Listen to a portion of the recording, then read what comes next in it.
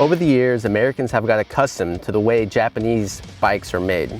Ralph Smith, who has been a TM importer for the last few years, has learned to change his ways. The first TMs he had us test had super tall bars, mellow power bands, and rigid suspensions. We really felt uncomfortable with the setup.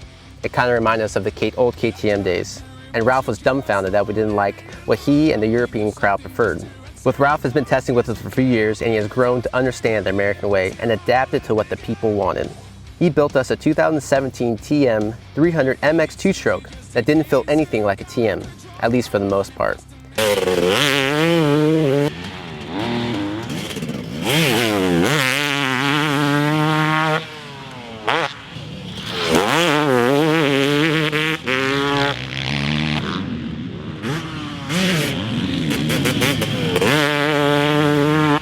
He threw the old 8-hanger handlebars out the window and replaced them with the Renthal double wall 999 bin, which is the lowest bar bin Renthal makes. He then put the Öhlins TTX rear shock on, which is a factory TM option, and sent out the GPM suspension, which is over in Germany, along with the K-Alpha forks.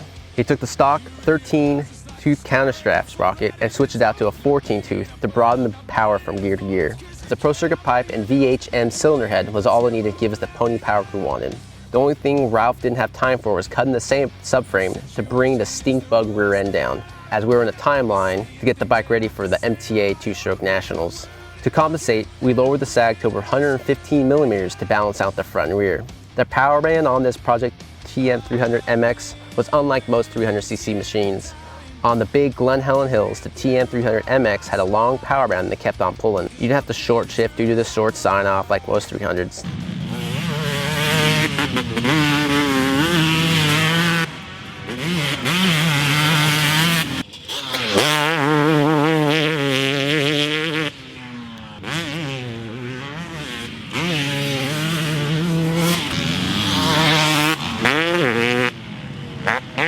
These refinements really made us feel at home with ergos and suspension. With the low bars on the bike, it made the cockpit feel like a YZ250, not too big nor too small.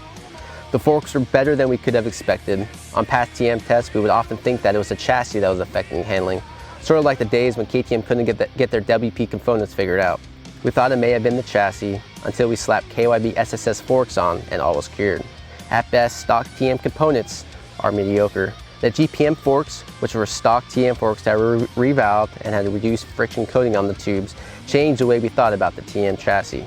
On the rough Glen Helen track, you can lighten up your grip and let your forks do the work. It saved energy and built confidence. The shock followed the forks well and had good absorption over rough chop. If it weren't for the high rear end, we'd have thought we were riding a high-dollar, built-up Japanese bike. It was impressive, and not just for a TM. Ralph cracked the American code for TM, as well as their piggy banks if you want to own one of these Italian stallions. But you got to think of it as this. TM are the Ducatis of motocross. You got to pay a little extra to get something only a few have.